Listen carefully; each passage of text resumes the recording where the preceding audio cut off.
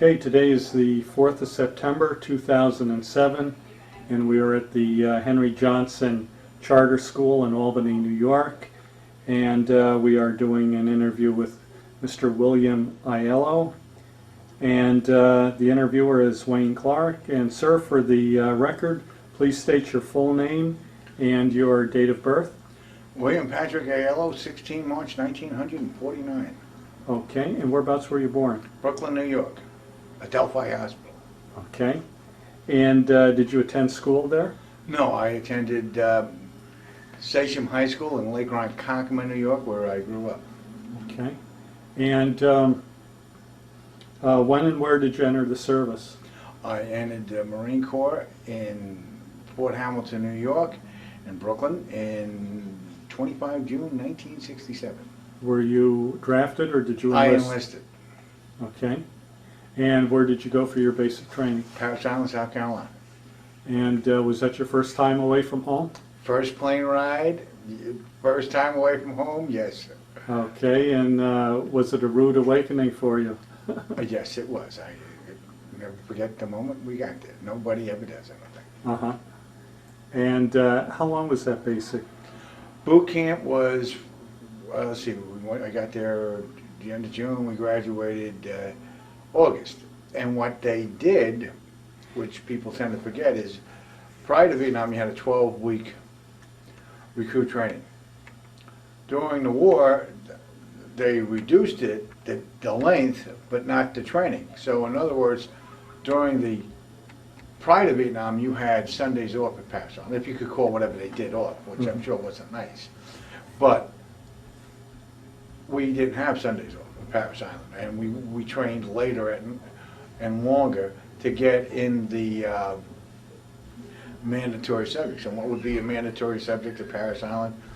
You know, 90 hours of history and traditions, you know you were going to get that. Drill and ceremony, you know you're going to get that. You were going to be on a rifle range for 2 weeks. Those things you got. They probably skimped on things like junk on the bunks, things on the springs, because they figured you would get that down the road. And basically that's what they did. Okay. And after your basic, where did you go? We reported to Camp Pendleton, California, to what they call Staging Battalion. And you'd go through an additional 30 days of training, and basically it was training gauged to Vietnam. Well, as you were, I take that. First I went to Camp Geiger for infantry training, and then you know you go home on leave, and then while you go to on your way to Vietnam, you go to Staging Battalion, and that is gauged to that. And then you're waiting for shipment, and then we shipped out, and we went to Okinawa, dumped our gear, and then we went to Vietnam, landed in Da Nang, and the honeymoon began. You went over on a commercial flight? Yes, and the first thing we did is we left on Thanksgiving Day from El Toro Air Force Base, El Toro Marine Air Station, which is no longer in existence, which I feel bad about. But El Toro, we got there on Thanksgiving, and you know in the service, Thanksgiving is always a huge holiday. Mm-hmm. So we're there, and all the officers and the senior NCOs are in their dress blues, and the wives are there, and they're all in their best garments, and everybody's having a nice meal, and all of a sudden we walked in, and it was dead silence. And you being in the service, you know people on mess duty and cooks don't like you anyway. They gave us so much food, and they kept on piling it on because they knew we were where we were going. And when we got back to the barracks, which was kind of strange because we were segregated, isolated, and they actually locked us in, like we were going to go somewhere. And then we got on the cattle cars to go to the airstrip, and we got there, and it was very funny. We had to line up, and we went alphabetically, and the stewardess called off your name, and you had to run up to the stewardess. You know, it was just like reporting your drill instructor, because most of us, that's what we just got from reporting from. And then you ran up to the plane. And in the old days, all the lower enlisted, as you know, got to the back of the plane. Later on, I guess they moved everybody to the front when they found out it was safer for you to be in the back. But yeah, and then we landed in Okinawa, and then we went to Vietnam. Okay. When you stepped off the plane in Vietnam, what was your impression? Oh, besides being a scared little puppy, yeah, big time. And, you know, it was kind of almost dawn, but not quite. And the way Da Nang worked is, and I'm sure because you were in I Corps, planes didn't stay on the ground. And you got off, and the guys going home came right up, and the plane took off. And you'd hear cat calls from the guys. Hey, you're not going to make it, ha ha, hey, nobody, and you know, the standard stuff that goes on. And then you'd come down and you were scared, and you'd see what you thought was probably, you know, a half a click away, which was probably 7, you know, illumination and outgoing, and you had no idea what it was. And then you got on cattle cars, and you're driving to where you were going to get processed, and the guys in Da Nang were taking PT tests. I always thought that was funny.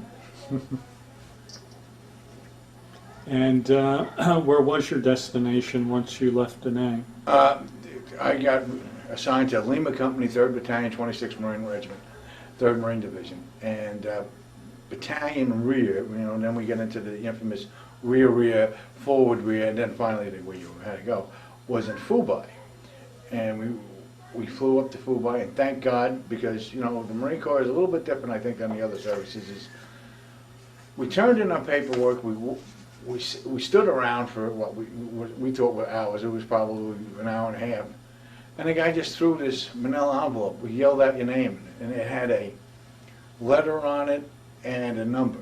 And in my case, it said 3/26. And that's where you went. And then you'd have to say, how do I get there? And they'd say, go to the airstrip. Well, then you had to go find out where the airstrip was and customer service and all those things. And luckily, you know, you, being good privates, you hooked onto some poor sergeant or corporal. And they got you there. And then when we got there, we landed in Fubai.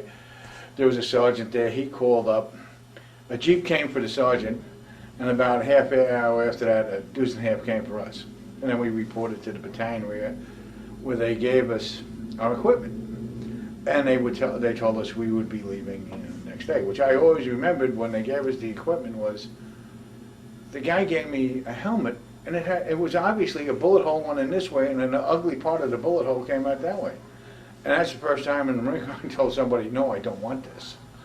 I mean, the supply staff said, what do you don't want this for? I said, obviously it wasn't lucky for this guy. I don't really need that. So I got him a helmet. And the next day, we convoyed up to Camp Evans, which, as you know, is north of Fubai, south way.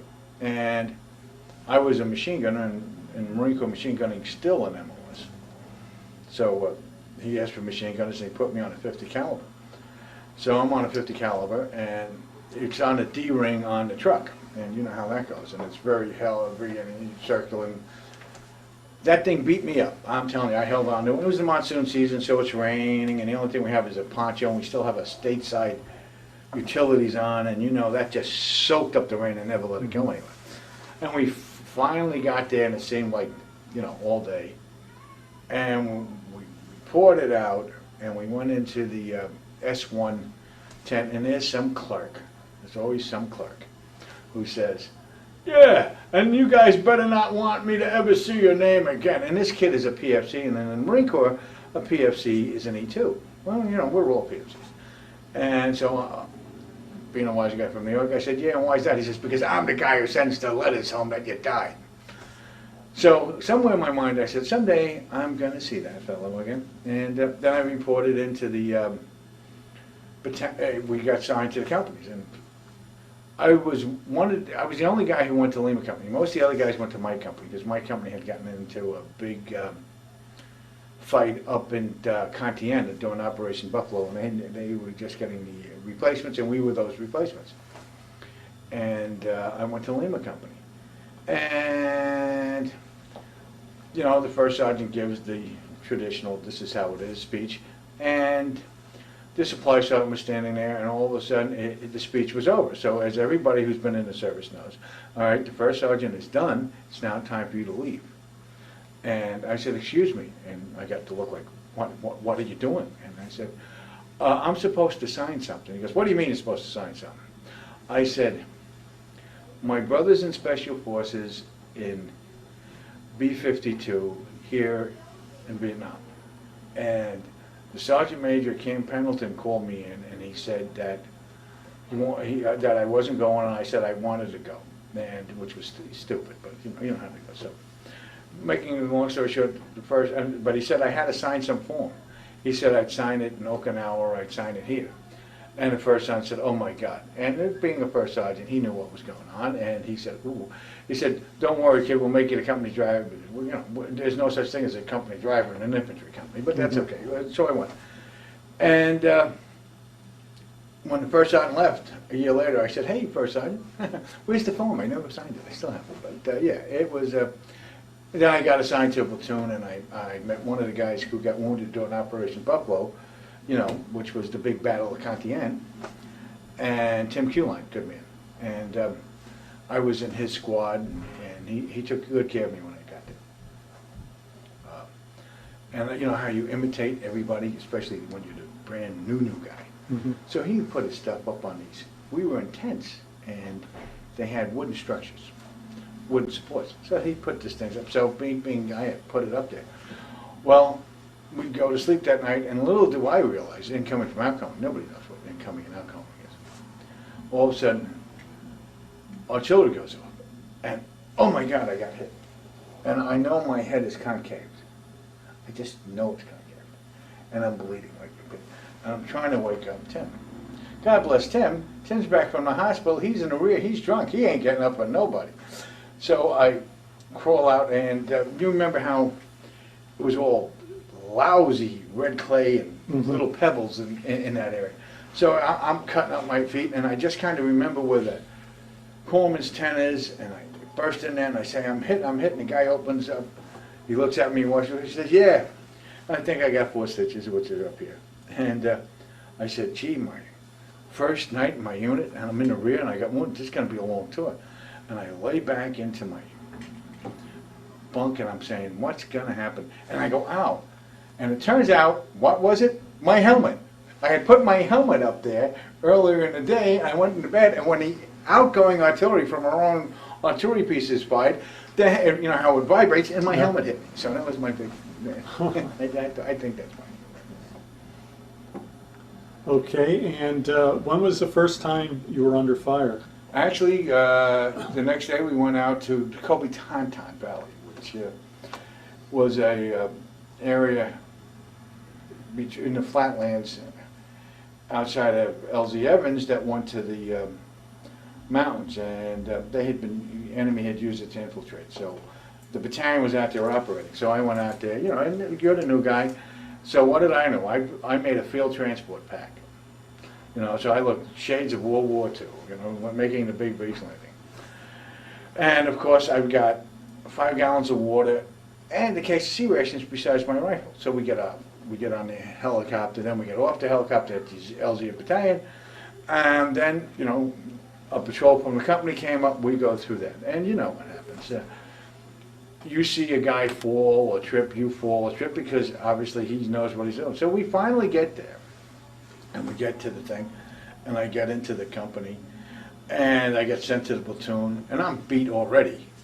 And all of a sudden, my squad leader, Steve Penna, says to me, he gives me how the world's going to be, and that's fine. And the next thing you know, he tells me, "Go see the platoon sergeant for a TREE." So I'm a brand new private. I go running straight up to the platoon sergeant. I said, "Sir," and he goes, "What?" And I said, "I need a TREE." And he said, "Boy," Staff Sergeant James, great guy, "what does TREE spell?" And I said, "Tree." And he says, "Tell your squad leader I want to see him." I never forget that. Yeah. And then so I get out to the position, and you know, they had always told you, remember that from training, that if you come into a position that's already been used, you check it out for booby traps.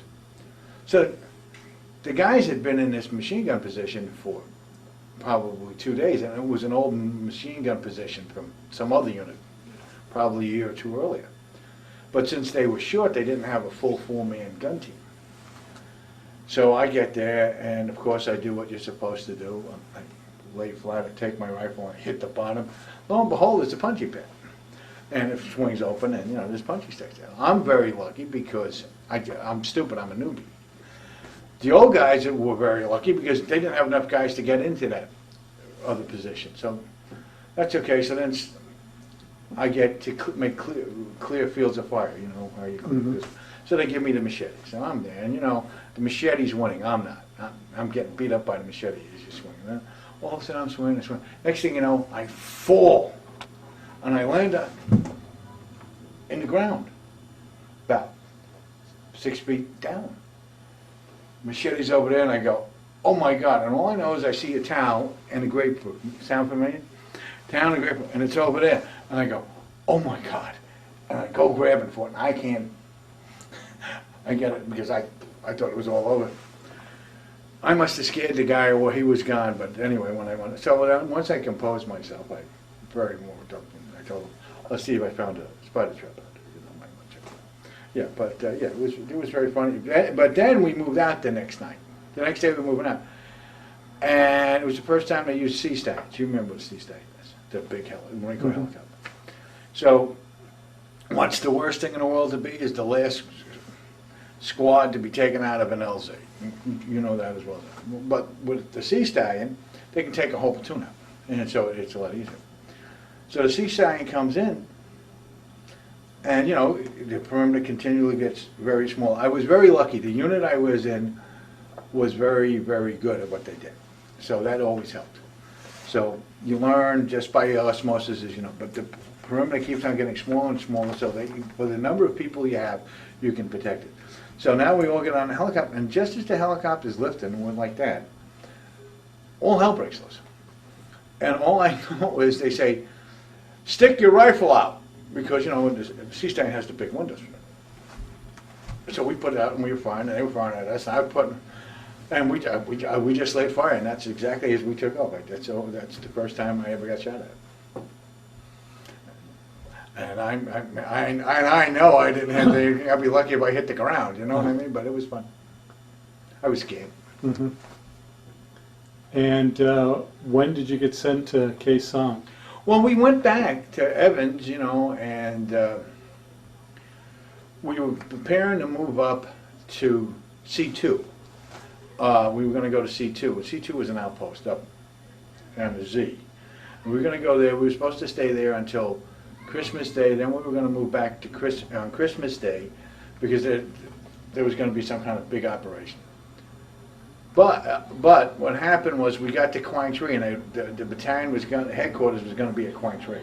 So we took a convoy from Evans to Quang Tri, and you know, it's the typical service. We're moving up, and we finally get there, and all of a sudden, everybody else has got a hardback, and you remember what the hardbacks are, those permanent structures, except my platoon, and we got to set up tents. One big GP medium. So we just finished putting up the GP medium, and all of a sudden I start yelling, "Task Force Cotel X-rays," and I have no idea what that is. Why do I know? You know, you're a private. You know, I've been there about 2 weeks. You just follow what. Mm-hmm. And they said, "Come on!" So we load up on this garbage truck. It wasn't even a deuce name. It was a garbage truck. And I looked at Steve Penn. And I said, "What's this?" He says, "Saigon's being overrun." What?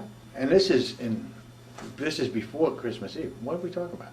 And I'm scared. So next thing you know, we get to the airstrip, but our truck turns over because the truck, you know, the mud section, it's just terrible. So the mud flipped over, and we lost. Nobody got killed, but some people like broke legs and arms. But you know, luckily I had that field transport back, you know, and I fell on, so I didn't get hurt. And we get on the chopper and we fly out. And you've been to Sanh, and you know it's a whole different world. I thought we were flying forever, and next thing you know, we land, and I thought I was in Korea. It was so cold. I mean, people don't understand how cold it gets at Sanh. I mean, you know, you're used to 120 degrees, and next thing you know, it's 70. That's cold. And I did know, and then somebody said, I said, "Gee, where are we?" And they said, "We're at Sanh." And I said, "Oh." And he says, "You know what that means?" And I said, "No." And he said, "That means the wagon of the dead." I said, "Oh." And that we stayed there that day. That night, the next morning we moved out and we went on an operation. And we went to Hill 980, if I'm not mistaken. And, you know, we were doing sweeps. And I never forget, we dug in that night, and we counted. That's the first time I saw the torches the enemy carried, first time. And there were literally hundreds of them. And all we did was just watch and count. It's very scary. And yeah, you know, they called an artillery and stuff like that. But yeah, and Tim Kuline, God bless him, you know, it's true, it's just how it was. Tim Kuline, God bless him, from Michigan, he had a canteen. He says, "Here, Bill, take this." I said, "No, I have one." He says, "No, take this." It was whiskey. God bless him. He just like the movies. He had a canteen of water and he had one canteen of whiskey. That's just how Tim was. So anyway, we did that. Then we moved back and we ran into a recon team that was down in the gully, and we made our way back to Quezon. And we were there, and they moved our position to another area. I guess we moved about 3 or 4 times our position at Quezon base itself proper. And all of a sudden, Christmas Eve, the 3rd platoon shot those 6 guys. And Lieutenant Buffington, who was the company executive officer, went out with the react force. And these are the guys that had all the plans on them. So Christmas Eve of 1967, when 3rd Platoon opened up on these guys and killed them, and Lieutenant Buffington went out. Captain Camp was the company commander. He's an author now, and he's a historian at Quantico, Virginia. He was company commander. He sent Lieutenant Buffington out, and that's when they found all the map cases and all the information about the siege that it was coming. So they knew then, and because I know the next day Westmoreland flew in. Not that was a big deal to us, but I mean, you're private there, but he flew in, and that's when they knew something was coming. They knew then. And I guess it confirmed reports that they had earlier from all sorts of different sources. Well, you know, you dumb grunt. And then they changed us around again. You know, they kept on changing our positions around. 3 companies went up to 881 and 861. That would be Kilo Mike in India. We stayed at Quezon Combat Base. I never forget, we were on the perimeter that night, and all of a sudden, guys came in behind us, and where we had been before. And later that morning, I found out that they were the 1st Battalion, 9th Marines, the Walking Dead. Great unit. So all these short-timers we had, that even up to this point, weren't really caring about anything. They were seeing going home. That's all they cared about. So when I woke the guys up that morning, and you know, from watch for stand 2, you know, because in Marine Corps you do stand 2 all the time, you know.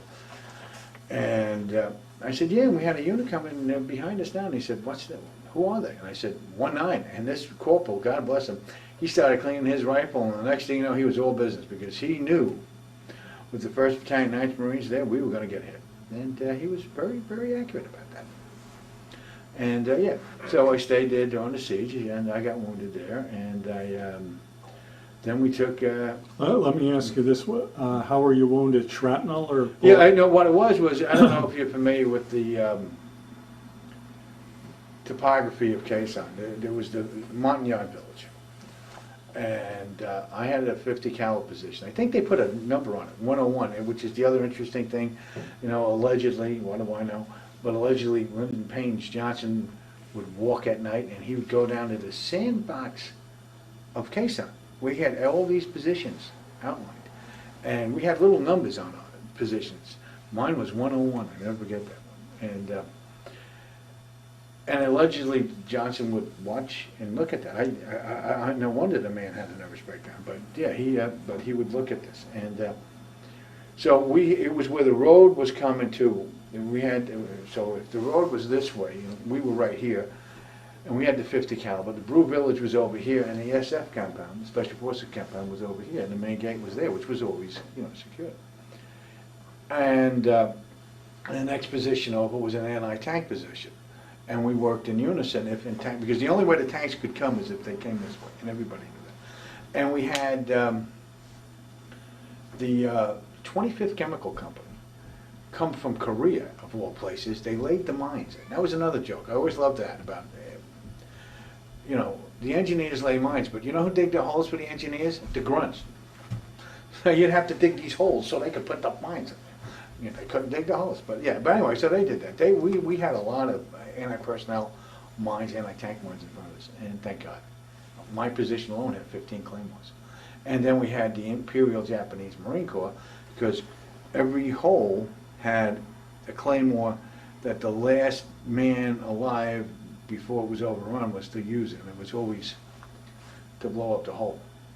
Needless to say, thank God that never happened. But yeah, we had, and that was it. And well, God bless us, nobody ever had to see if we were going to play that, but we had to. Anyway, so the Brew Village was right there. Then I would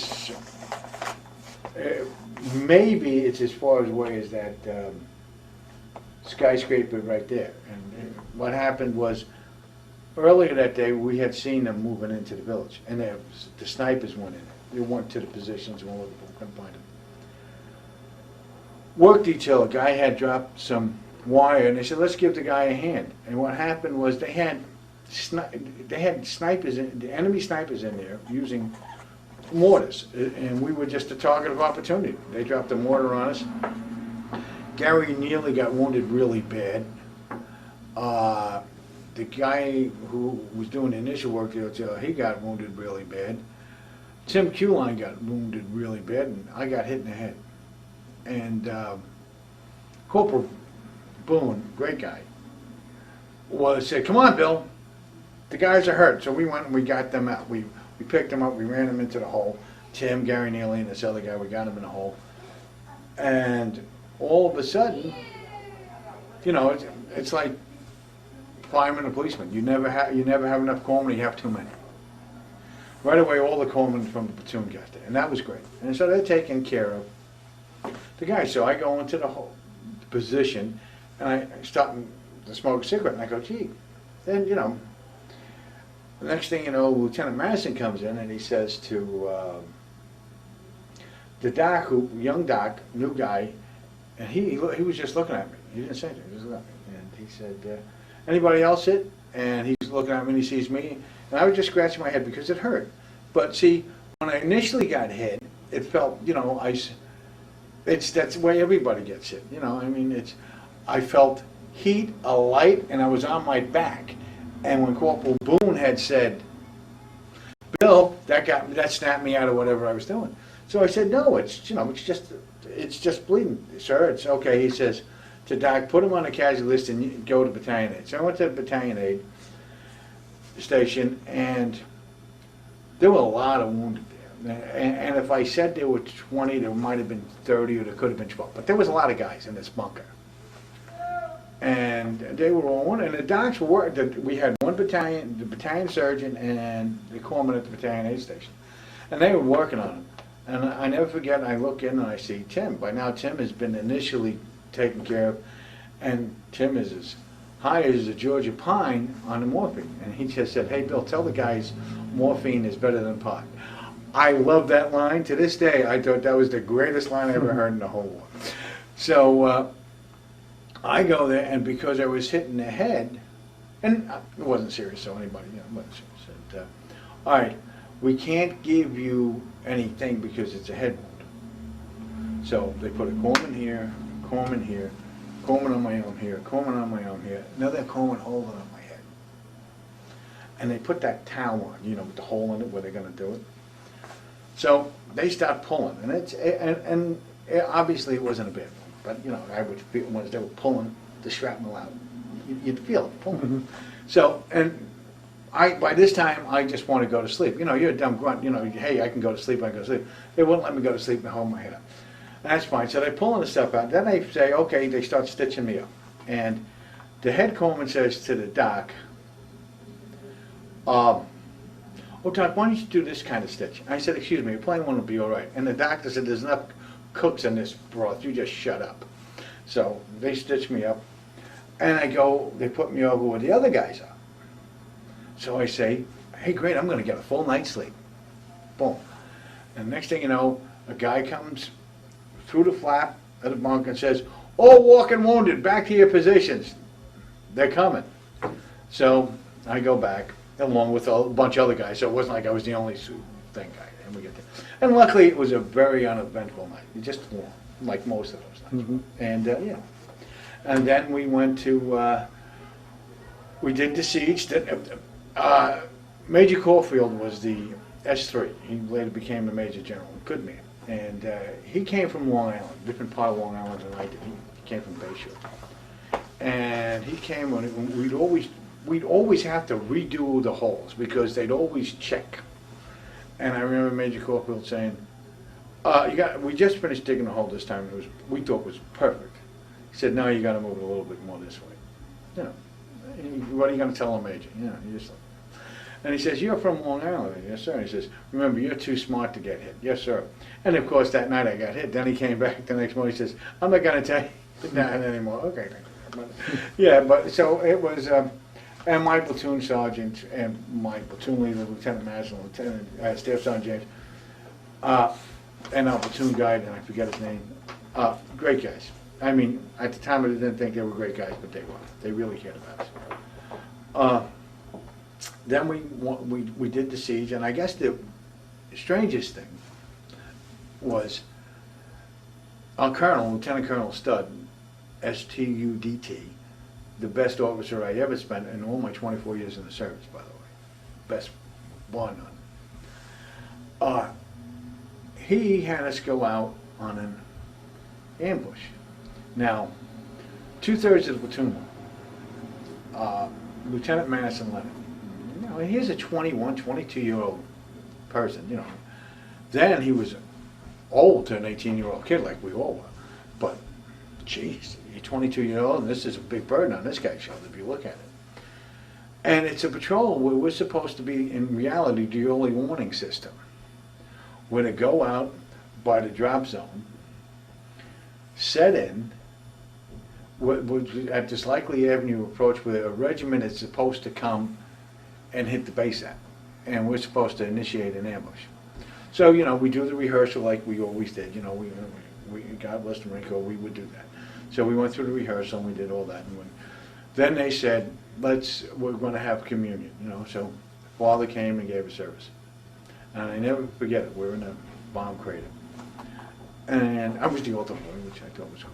And all of a sudden, in his sermon, he said this. He said, we are dead even to sin, but not to God. And I guess that summed up Quezon. But, you know, and then we passed around we had the communion, then we passed around the wine, and the Father was expecting to have any wine to finish. That didn't happen. And then we went back, and, you know, it was just like, you know, I hate to repeat it, but it was just like the movies. Guys who were owed $5 to all of a sudden people who weren't going on patrol were giving them $5. Like, you've got to spend that MPC, the funny money, where were we going to spend it anyway? But, yeah. So we went out that night, and we set in, and it was about 2/3 of the platoon, half platoon, 2/3 of the platoon. And we set in. It was a long night. I do mean a long night. And everybody knew we were going to come back. And just in there, and you just a long night. Dawn showed up. Lieutenant says, "Man out." As we get back to the perimeter, the battalion commander's standing there. Now, the lieutenant tells us, God bless Lieutenant Masson, you guys go to chow. And the colonel's yelling at him. What, were you all sleeping out there? Didn't you see anybody? Well, gee, I'm sorry they didn't decide to come down our road, you know, and they didn't, but yeah, yeah, so that was it. But then, you know, then the day we had the big 1,200 rounds, you know, the day they gave us the heaviest concentration of fire.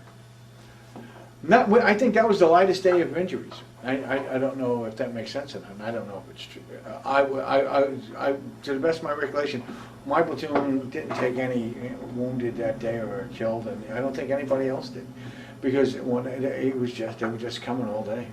And, you know, you've been there, artillery is more damaging, but rockets sound so bad. I don't think anybody could ever understand what a 120 millimeter rocket terrorized sound that is unless they get shot at with it. But yeah, and so they threw that in on us. And next day was almost as bad, but not as much. But yeah, I don't really think anybody got wounded that day. And we saw a lot of Lieutenant Madison, Staff Sergeant James, and I'm so sorry I can't remember the two guys' name. But you were basically, if you were, whatever your hold had, like my machine gun team had 4 people, that's who you dealt with. We had a lot of working parties, you know, where we would be digging holes and other stuff, which was a lot better off than the poor guys on 881 and 861. Because the night they hit, that's where they went for. They went for them. And God bless those poor guys. They did a great job. They held them. They repulsed them from 861, and it was hand to hand, knife to knife. They did it. They were just super. Remember, they were all 18-year-old kids, most of them, and that's what people have to remember. You know, if 18-year-old people can do that for their country, they should, you know, they should be given rights and privileges. But yeah, and they always did a great job. And then I never forget when the Army came in. The siege was it was over. You know, because you could tell we started playing football. I know that sounds like a terrible thing to say. You're not supposed to say that. We started to play football, and we had the first time I got sniped at. I actually thought it was a bumblebee. And I'm saying, what the hell is a bumblebee doing in Vietnam? And but it turned out to be a sniper. So we were playing football, and that must have really irritated them. But you know, we're Marines and we're 18 years old and we're grunts and we're a K-Son. What are you going to do to us? And so we're throwing football, and everybody said, okay, well, next time he shoots, must have been 12 of us. We threw the ball. The guy shot, and we all fell down. I think the guy had a heart attack. We never had another shot. But, yeah. But then the Army came in, and I never forget the Army guy. The Army guy, you know, I never saw so many staff sergeants in my life. Our platoon sergeant was a staff sergeant. We had one. Then every other guy in the Army was a staff sergeant, and they all came in. And they were saying they were relieving us by hole. So they come into a hole, we'd give it to them, we'd give them our fields of fire, our range card, and tell them what was going on. And so here we are to attack 881 North. We can't even get a helicopter out. And the Army's coming and dropping one case of C rations out. It was a helicopter and taken off. It was just a, you know, a Huey. And, you know, in those days, Hueys were gunships for us. And these guys are just dropping C rations. So it was funny. But the Army guys would say, but this, well, they were leaving us in a hole. But this is just a hole. Hey, pretty good. Yeah. Yeah. And then the Army guys got even with us because they were saying, hey, yeah, the Officers Club's opening up tonight. Yeah, and we're going to have a USO show, you know. We're looking like this. But they're getting out of helicopters, and they're getting helicopters dropping C rations, 1K. We figured, hey, maybe this is it. Yeah, so we had to wait until we could get a helicopter to go fight the war. So we take off, and allegedly the division commander, the 101st, I mean not the 101st, the 1st Cavalry Division said, this place is filthy. And he started a police call. So I guess it was time for us to leave. But so we left, and we went up to 881. We were on 881, and we were there, and all of a sudden we were setting in that night, and one of the guys from the mortar spotters, the staff sergeant, a nice man, came by, and there was movement beneath us, and we had learned that a lot of rock apes, and yet, you know, there is true stories about rock apes and Marines. You know, yes, Marines you heard movement, and you would throw a grenade, and it would be a rock ape, and the rock ape would pick it up and throw it back. And so, you know, sometimes you might think you're being in a firefight with Mr. Charles, but it might have been a wreckage. But anyway, so we heard movement down there, so he says, and we got him over there, and he's hearing it, and he hears it, and he says, all right, we're gonna call in mortars. Okay, and he says, you guys are gonna call them in. And that's how I learned how to call in mortars, along with my buddy, Chief Rodriguez, and Barry Miller from the staff sergeant. That night we learned how to call in mortars, and we called in mortars in the going, and it was interesting. Next morning, we're getting up, and we're gonna go on the thing, and we were told it was gonna be a raid situation. When we took 881 North, it was gonna be a raid. And everybody said, that's great, that's the way it should be. Not that we had any choice. So all of a sudden, we're waiting, and everybody's passing us down first. You know, how you wait to fall in. And here's the new company commander. And it was very interesting. He's got an ammo box, a machine gun ammo box. And I said to myself, well, I'm a machine gun, and I got the gun. And I said, gee, that's cool, the company commander's carrying ammo. And one of the guys looked at me like, he said, he ain't carrying ammo, he's got dirty laundry in there. I said, what? I don't even have any laundry. He's got dirty laundry? Yeah, because, you know, with how you get, everybody got dysenteries. And the sad part about being a caisson was, you know, there was no supply. So, you know how dysentery goes, and it's too late. What you did is you scraped it out and hoped for rain, and that's how you stayed. You didn't get no new unit, you know, but anyway. So that's why it was really frustrating when this schmuck has got dirty laundry, you know. So he goes, and so we get in there, and we set in, and the first thing we hear is the guy coming back saying, all right, machine guns are going to have to go in after the enemy machine gun nest. So Chief, Barry, and I. Now, Chief didn't smoke cigarettes until he heard that. Chief sucked on a whole bunch of cigarettes. I think we finished, between the three of us, we finished a pack in 10 minutes. So we just... So then we go up. So, of course, then we get online. We get home. And God bless the Marine Corps, we have my company, we have Kilo Company, India Company, I think, was in reserve, and we were Lima Company on the far end.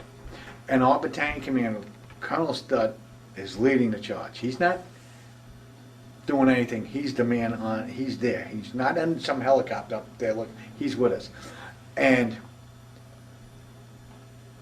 the company commander of my company, who had done such a great fight up there when they attacked them, just got relieved, but he's doing all the coordinating on firearms with 106 rifles, artillery, aircraft, and mortars. And he did a superb job. He was Chesty Puller's son-in-law, but great guy. I mean, he was good. So what happens is, we get online, only in the Marine Corps, I do a little right up the middle. So we go. And we're cursing and yelling and doing the things Marines do. And all of a sudden, I never forget, during the brief, they told us we didn't have to worry about any entrenched positions, because aerial reconnaissance had said so. I went in the gully and I came up, and I'm telling you, I saw the biggest bunker I've ever seen in my life. It was half the size of this room this way, and it was as long as this room and as high as that ceiling. And it was in an opening. And I never believed aerial reconnaissance in the next 24 years of my military career. But they swore it wasn't there. So I ran in and I ran right out shooting my machine gun. And we got up. So then we got up, and my platoon and first platoon, second, when I was in second platoon, we were leading with 3rd platoon and general reserve with the company commander back there. So we went and we got just up to the last knoll. Next thing you know, in the middle of the attack, they stop us. Why they stopped us? So we get pulled to, so first and third and second platoon stop. Next thing you know, the company commander takes out his .45 with 3rd platoon, and 3rd platoon commander says charge. They go up the hill. Well, the NVA were waiting. They were right there. They rolled Chi-Coms right down. 3rd platoon took a lot of casualties. Platoon sergeant went down right away. Most of the NCOs went down. Lieutenant Mattis and Lieutenant Abram looked at each other and said, let's go. We won. Well, it was strange. We got to the top of the hill. 3rd platoon was led by a busted corporal, who needs to say after this, made corporal again. Good guy. And he got what was left of the platoon up the hill. We came and we reinforced him. And we're looking for the wounded and the dead, you know, when we're doing that. And we're doing this about 10, 15 minutes. All of a sudden, this lieutenant, the platoon leader of the 3rd platoon, who nobody has seen, all of a sudden he shows up. Everybody's looking at him like, and I was up against a dead NVA soldier. My gun was down and I'm using him, his protection. And he's got his head blown off. And it was done by the 106 or by the mortar. Sorry for the guy, but it was a perfect shot. And and now it's obvious that the crown of his head is gone. You know, this idiot bayonets the guy. Says, only 3rd herd gets souvenirs. Like, number one, who wants a souvenir? I only want out of here. My lieutenant looked at him like he was some kind of moron. And out of nowhere came the battalion commander, because he was with my company and Kilo Company and doing that. And he looked at him and he said, "You'll relieve the command." He said, "Get down the hill." He did that to my company commander. And he told the lieutenant, "You're out of here too." Boom. Yeah, because, I mean, you know, evidently they took an exit, you know what I mean? Mm-hmm. And, yeah. But, yeah, it was, and then the next day, what was very interesting is that, you know, we took the hill and we brought the stuff back. And when we go on the assault, as you know, in the Marine Corps, we go a high to the upper middle, you drop your packs. Well, they took our packs. So God only knows where they went. But that's funny. That's another story. But they found a chopper that had gotten shot down weeks before during the siege. And our corpsman, who had been on R&R, was in there. And, you know, there was probably, I think, 18 passengers, and they were all dead and stuff. But at least they got their bodies recovered, which was a good thing. And so then we're leaving, and Sergeant Ernest is a good man. So now we were attached to Kilo for the night.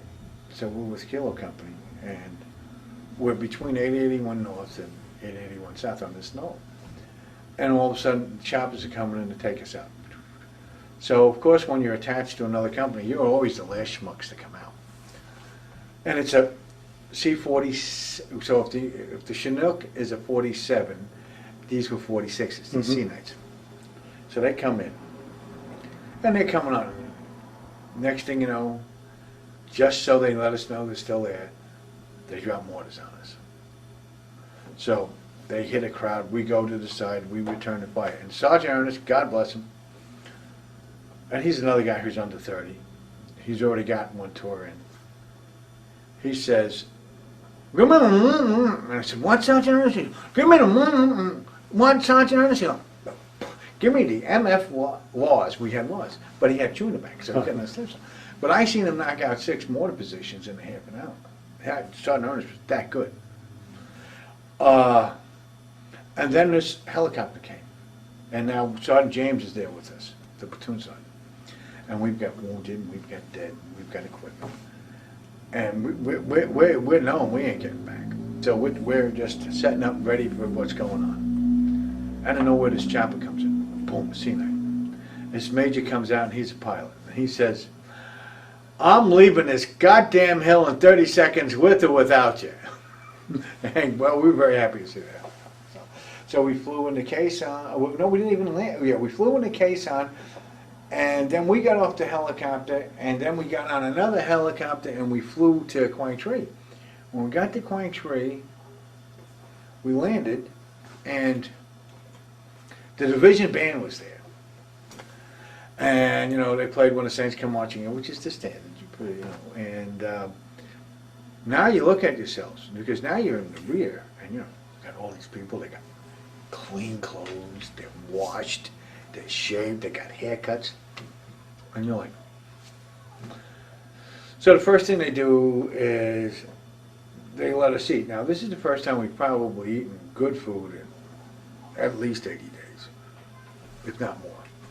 So what happens? you're gonna go through that whole thing about going to the bathroom again and all that stuff. But we take our shower and they give us new uniform. So they let us sleep by the airstrip in tents, which in hindsight was probably the biggest wrong to do, not by anybody else's part, but it was just wrong. And that night they hit us with mortars and rockets. We lost a lot of guys. And it was just Mr. Charles' way of saying, we'll see you again. And yeah, we were really down a lot of people. But yeah, but that's the case on thing. Mm-hmm. And after Sanh, how long was it before you ended up going back home? Oh, jeez. Well, we got a case on April, so I didn't get home till December. Oh, okay. Yeah, so that was just my hello, how are you? That was, yeah, so I was like, you know, then we went on Operation Mamluk Thrust, which was a very big operation, and we cleared Charlie Ridge. I don't know if you know what Charlie Ridge was. Actually, our clearing of Charlie Ridge made the Red Star Army magazine in 1971, 72, or something like that. Because our battalion's tasking was to clear Charlie Ridge of all its rockets. That's where they had all the rockets for Da Nang and stuff. So we cleared it. That was that was one. The interesting thing about that was General Westmoreland had gone, and General Labens now was the commander. So we're standing, you know, we're doing what we always did. Next thing you know, we don't have to move out this day. Why don't we have to move out this day? Because, you know, dumb grunts, you don't think about anything but, you know, setting in, moving out on it. So, next thing you know, we see Connex boxes. We've never seen Connex boxes being flown by helicopters before. They land. It's a mobile PX. We've never seen a mobile PX in our life. Never saw one again. We're getting number 10 cans of juice. We never got number 10 cans of juice before that we didn't rob, and we didn't get any after that we didn't rob. And all of a sudden, next thing you know, all these helicopters land. We got helicopters all around us. General Abrams comes out, and he's got all the staff. So of course he's got to have a Marine aide somewhere. Never forgot, these schmucks are walking around with M14s with slings, and you know that's it. And so we just went. And I guess they were showing this is a typical Marine unit in the field. Ha ha. You know, but then, and of course when he got his briefing and left, so did the Connex boxes, and so those other things. Oh, let me, if I can step back about one thing about Sanh. Now we get out of Sanh, and that night that happened, so then they move us around and do different things in the area, and within a few days, all these Red Cross workers come out. You know, they're all nice women, they come out. And our battalion commander's there, and he's got a lot of things on his mind, and he's handing out writing pads. You know, it's a 3rd Marine Division writing pads. He handed them out, and he says, I want you to write your wife, your mother, or whoever your next of kin is. I just want them to know that you're out of Sanh and you're alive and well. And then you can say anything you want. You know, you can say, I hate the Marine Corps, I hate me, or whatever, I don't care. But just let them know you're safe and stuff. So we do that. You know, because you know, mail wasn't a priority. So we do that, he collects them up, he turns them over to this pretty girl. And then the next thing is she collects all the writing pads and takes off. I'm not a big fan of the Red Cross for a lot of reasons. That was one of them. Where's the dumb grunt gun? You can't go to the PX, number one. Number two, if you could go to the PX, you ain't got no funny money. You know, so yeah, it was just amazing. But yeah, the Red Cross is notorious for that. Yeah, well, you know, but yeah, so. But anyway, so yeah, so we did that. So, but that was a good thing. So they left, and we did our operation, and I was going on R&R, so I got called out, and in the Marine Corps, they told you where you were going for R&R. They told me I was going to Okinawa.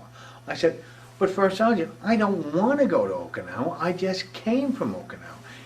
And he very nicely told me I had no say in the matter. You're going to Okinawa. I said, but I want to go to Australia. He said, only officers go to Australia. Okay. Well, next thing you know, he says, Aiello, you're going to Australia. What? Yeah. Go get your gear. So I get my gear, and we get on this chopper, and this guy from my company gets on his chopper. And meantime, he had a company clerk. You know, nobody likes company clerks. And this company clerk, very mousy kid, says, "Oh yes, First Sergeant, I'm ready to go." He says, "You ain't going nowhere. I'll see you in 30 days." And he left him out in the bush. That was cool. But Colonel Stuck did the same thing. During the siege of Quezon, when we were losing people, and you know, we lost a lot, he would replace him with, you know, he really believed every Marine was a rifleman. And what he did is that clerk I told you about that said, "And you don't want me to see your name because I send the letters home?" Well, he came to spend many a night in my machine gun position because we were short people. Yeah, he learned a different respect. Yeah. And but it turned out well because we had cooks do it and all this other stuff. So when they went back to their primary jobs after about 2.5, 3 months, when you came in, they treated you were no longer treated like trash. And because you know how everybody treats you, Grunt. No, everybody wants to be you, but nobody wants to be with you. You know, so yeah. So he did that, but yeah. So when we got down, I got down, and I had to report to the sergeant major. And our sergeant major and our colonel was always in the tree line with us. They were always in the bush. They weren't like these guys. They were there, but he came in. And we had to report to him, and he's fixing up this hooch, and he's got this wireman there and this other radio guy, and we report in, and he says, "You're from, where are you from, Corporal?" And he says, "My company." So he says, "Where are you from?" Aiello, and I said, "Lima company." He says, "All right, you, who's senior here?" And this corporal's not stupid. He says, "I am." He says, he looks at the other guy and says, "Okay, you're going to replace my company. Be on this strip in 20 minutes. I'll take you out." He goes, "Don't worry, Aiello, we're going to cook for you." As soon as that landline works out, get me to cook. Yeah, and the sergeant major took a cook and another guy and a wireman out for replacements, 1-on-1. That's how it was. And so we get into Da Nang that night, and everybody's looking at us. We don't know why they're looking at us. And we eating this food, and it was really good. And we're eating it, and the guy's giving us all the food we want, and we're eating. But we notice people are moving away from us. And we don't understand why people are moving away from us. And the reason they're moving away from us is because we stink to high heaven. We've been in the jungle for 40, 50 days. So, you know, it's a terrible smell. And that was like, oh, okay. So we did that. And then I went back and we flew up to Quine Tree because that's where our battalion rear was. And we get there, and first sergeant comes in, he says, "Aiello, what's going on out in the field?" And I'm only a PFC. I've been a PFC for a long time. In fact, I was the senior PFC in the battalion. I had status. And all of a sudden he said, "What's going on, Aiello?" And I told what's going on in the field. I told him the guys are doing a great job and what was going on and stuff. He gave me my one allocated shot of hooch that he had in his thing. And then it was, okay, now when you get done, I want you to go take a shower, go get your hair cut, go get and set new utilities, and report back to me at 1300. And you know, you don't say anything but yes, First Sergeant. So I go up. I go to the supply sergeant, he tells me to go away. Typical supply sergeant. I go, so I don't have any towel to take a shower, but I know I'm taking a shower. I don't have any clothes. So I take a shower and I wipe myself off with my uniform, you know, and I'm the only private in the Marine Corps who does that, everybody does that. So I go to the barber shop. Barber shop says it doesn't open at 1400, so I got to be back at 1300. So I go back, report to the first sergeant. Of course, the first sergeant has a baby. Why am I not? And I told him. He said, "Come with me." So, you know, I'm not walking left and abreast with the first sergeant. I'm walking behind him. He goes to the supply tent and he looks at the supply sergeant and he says, "You're out of here. Pack your gear. You're going to the bush." Corporal Bruno, who used to be my squad leader and who had many Purple Hearts and was a good guy, he says, "Bruno, you're now the supply sergeant. Give this guy a uniform." So Corporal Bruno gave me my uniform. So, and then he says, "Aiello, don't cause no more problem." I go, "I'm sorry." Yeah, so what happened? Well, I forgot where I was. I apologize. But No, you're telling about. oh, so the first sergeant says, "Don't cause no more problem." So I go get my hair cut and everything else, and I go on and on. I have a great time. I go to Australia. Great time. I come back. I come back to the rear, and I guess I had my malaria during that incubation time between the time I got there, the time I went on, the time I got back. Well, the first night I'm back, I get my malaria attack, and I fall out of the tent, and God bless Corporal Bruno, he finds me. picks me up, and he brings me to the corpsman's tent. Now the corpsmen at the battalion aid station, they're all new people, and they ain't never been to the bush. They weren't at Quezon. They don't know nothing. Because, you know, the corpsmen, God bless them, they did 6 months in the bush, 6 months at battalion aid station. And some rotated either way. The officers did 6 months in the bush and then the rest of the time in the rear. The only grunts in the Marine Corps who stayed out there were the staff NCOs and you. And all of a sudden, this young kid says, "What's he on, drugs?" And he said, "This guy doesn't even drink." You know what he told me. And so, you know, I had my malaria, and they caught it very early, and it was in the, you know, so I did that.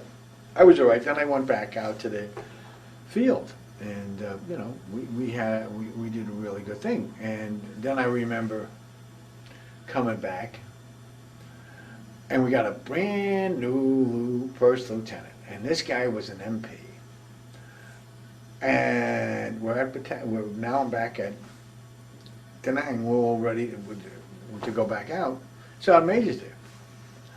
Sergeant Major says, "Aiello, you want to go back to Australia?" I said, "Sergeant Major, I got no money." He says, "I didn't say that. I'll lend you $500. Do you want to go to Australia?" I said, "No, Sergeant Major. You know, thank you, but I can't." So anyway, I'm going to stop you right here.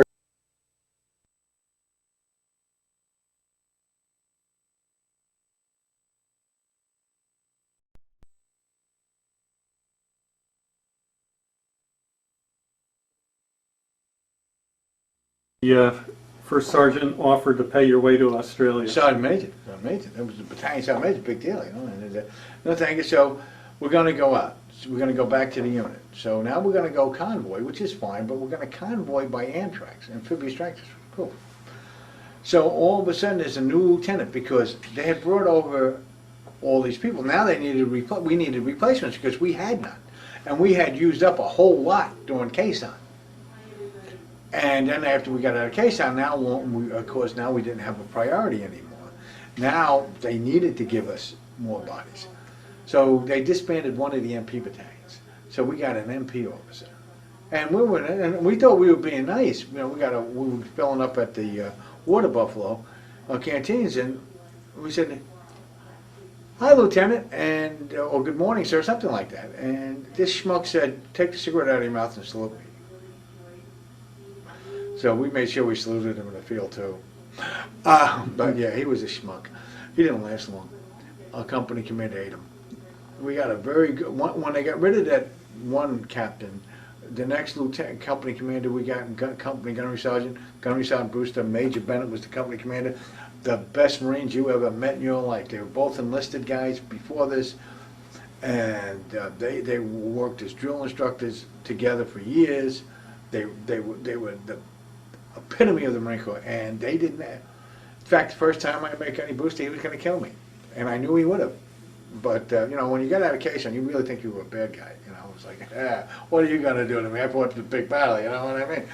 And I came back on a one-day sweep on a convoy, and I got into the bunker, and the guy said, "Hey, the new gunny came by, and he said, you better straighten up your gear rail, and it looked terrible," and he was going to do it. I said, "Listen, just tell him this ain't the drill field. He ain't no drill sergeant anymore." About that time, he ate me up.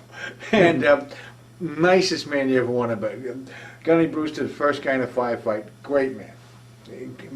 Major Bennett, even better. They were just that good. But anyway, back on that, yeah, so they really did. They really did well. So we go out on this thing, and so we do the convoy that night, and we set in, and then the rest and what they did was for the insertion, it was a nifty insertion. You know how normally when you insert people, you go on, they drop choppers and, you know, the NVA work and say, "Oh, they just made an insertion there, so you know they're there." We inserted them, we took them with us, and we dropped off recon teams behind us, which was a very smart thing, and we kept on going. And the Amtrak's left, we did our operation, and this was in Elephant Valley, which is north of Da Nang. And we were in Elephant Valley, then we're clearing that out. And we're going, and you know, nothing really special about good old Elephant Valley, but the worst mosquitoes I've ever felt with them had to be in Elephant Valley. Worst. I mean, they were as big as this table, and they pick you up. They just tap you on the shoulder and say, becoming easy the hard way, you know what I mean? It was just terrible. But yeah, but we did. And we were doing one-day sweeps, and we got back and we were doing one-day sweeps, and they put us up in Fulak. Now, Fulak was north of Da Nang, by the Haibon Pass, and what evidently during Tet, the NVA had cut off the Haibon Pass on either end, and they really just destroyed the villages. They did terrible things to them. And what was interesting about that was we went on our first patrol, little patrol. We were leaving the 2nd Battalion, 5th Marines. 2nd Battalion, 5th Marines, great outfit. They were the guys who took away with 1-1. 1st Battalion, 1st Marines, can't get better than that. Those guys should get all the credit. So we see this old blown up schoolhouse. We know it's a blown up schoolhouse because it's actually got a blackboard in there. And it said, welcome 326 and goodbye 25. It was amazing. It was just amazing. Probably the guy did, but you know, nobody knows. But yeah, we were there, and it was very interesting. We had an interesting time there, and one of the things that was interesting about it was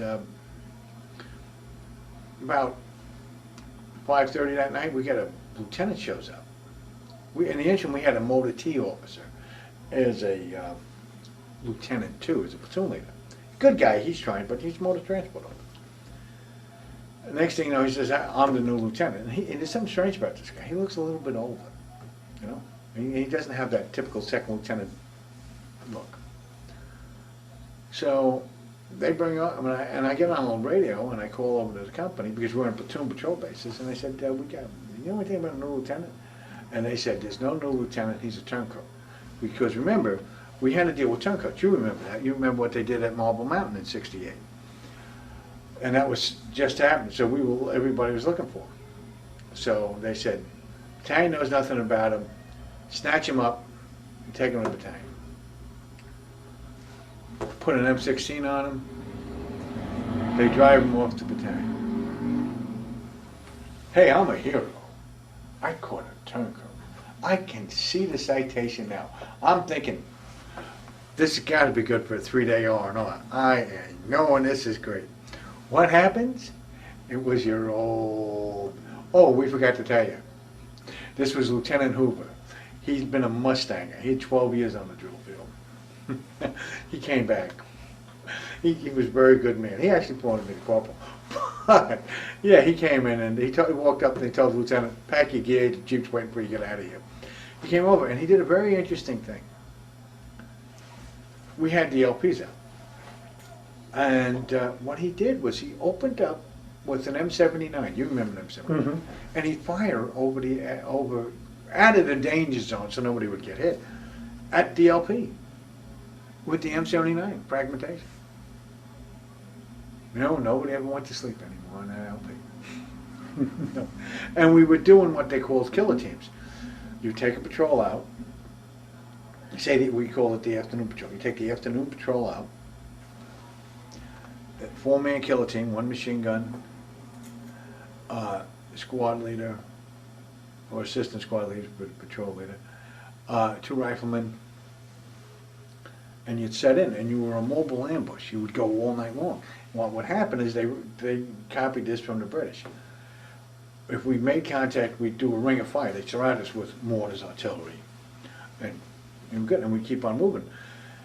And you had to be at preset locations at preset times. Well, don't be the patrol that thought they were going to sandbag. And the sandbag patrol was, as you know, you wouldn't move from position and everybody would go to sleep except for one guy. And that was not a sandbagging patrol. Well, we didn't have to worry about that because Lieutenant Hoover ensured that that didn't happen. Because he'd call in artillery on the position you had just left, and you'd better be where you were because the only safe place you were was where you were supposed to be. And yeah, so he taught us, he was very good. He taught us a lot what we did. And but we had to, one of the other strange replacements we got was this staff sergeant. And we're in Dodge City now. And this was in July, we're in Dodge City. Now, Dodge City is a mean place. And we're doing a reconnaissance kind of thing. Not a whole battalion's there, but we're doing a reconnaissance. And next thing you know, we see this new platoon sergeant we got. And we're saying, gee, he's trying, I mean, he's got the wrong camouflage on, but he's got the camouflage on his pack.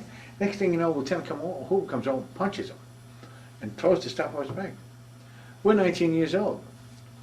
We're from New York. We're the heroes of Quezon.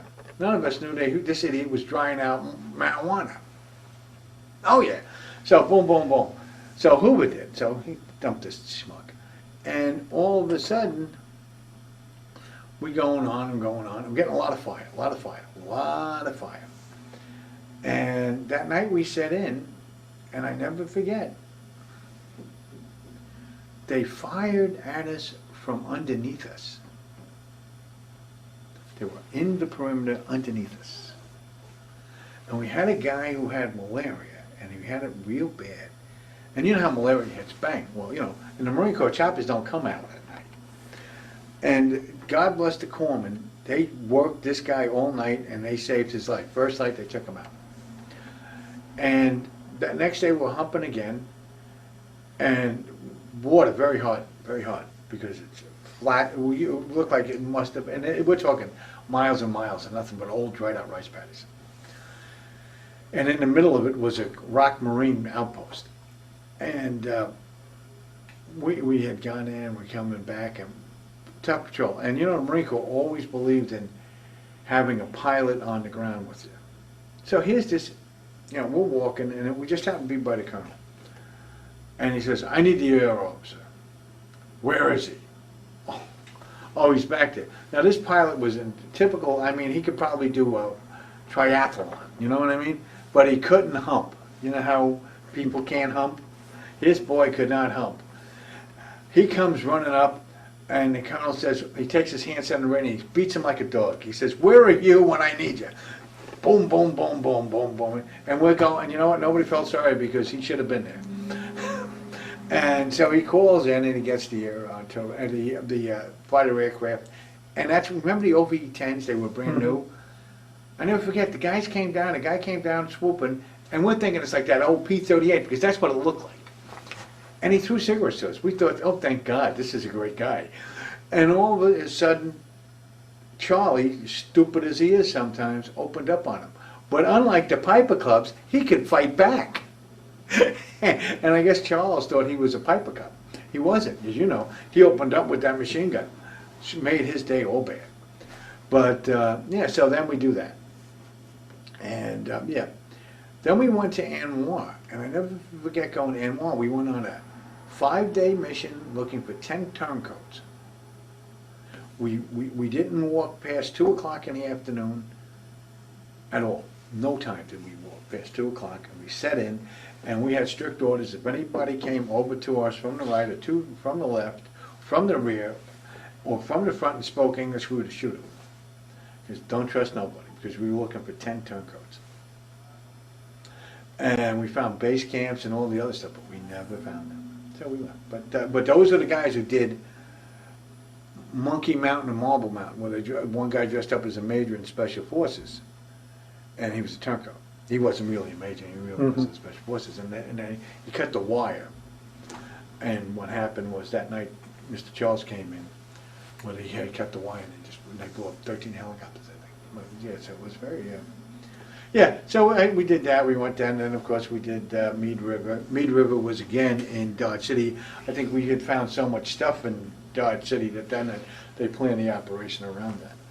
Later on, that was July. That was my last operation in December.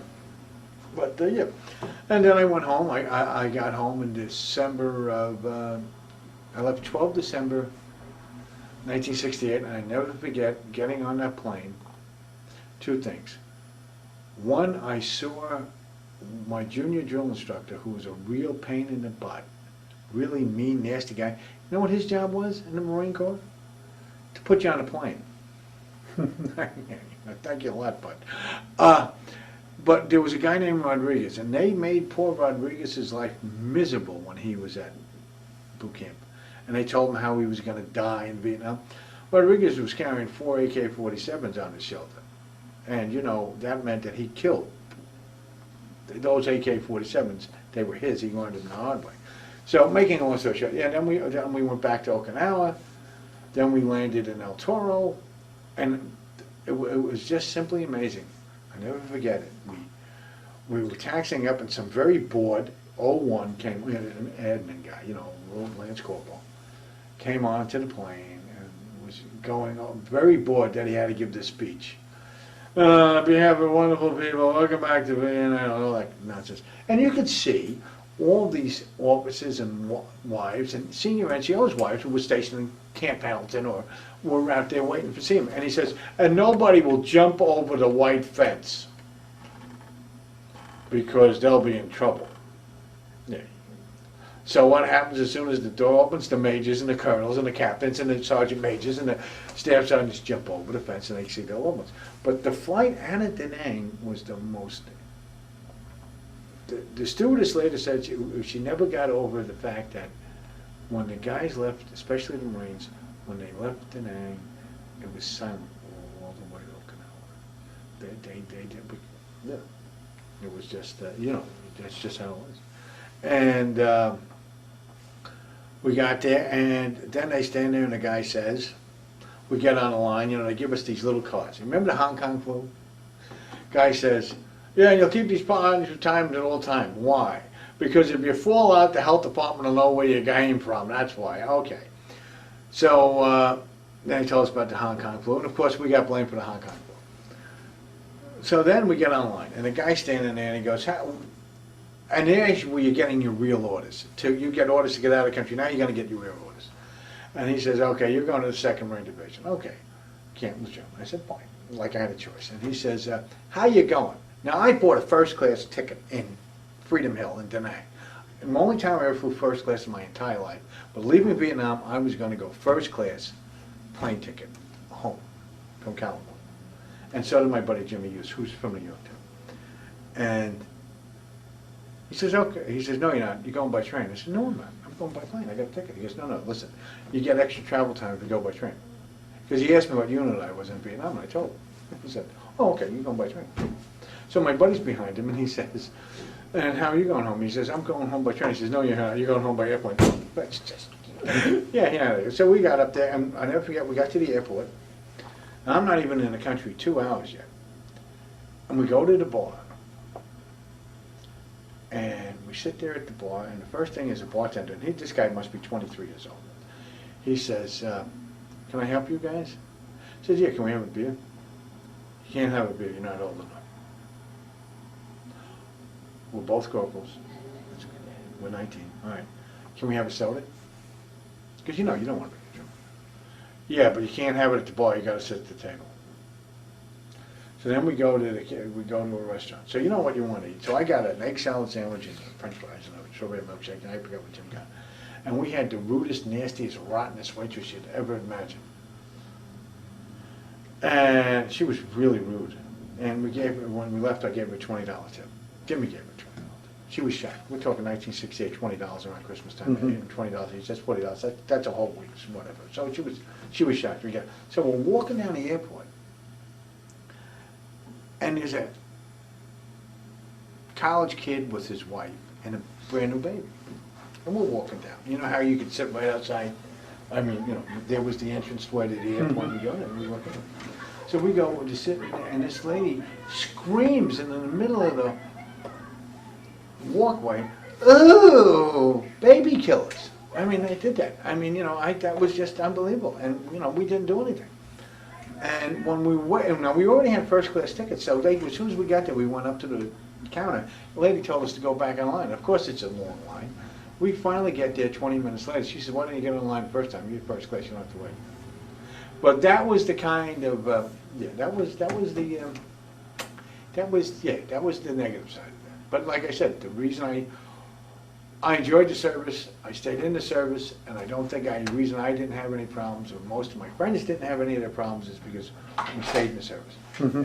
Sam, you want us to leave? Yeah, they're closing up. Oh, are they? Okay. Well, thank you very much for your interview. Anytime. Okay.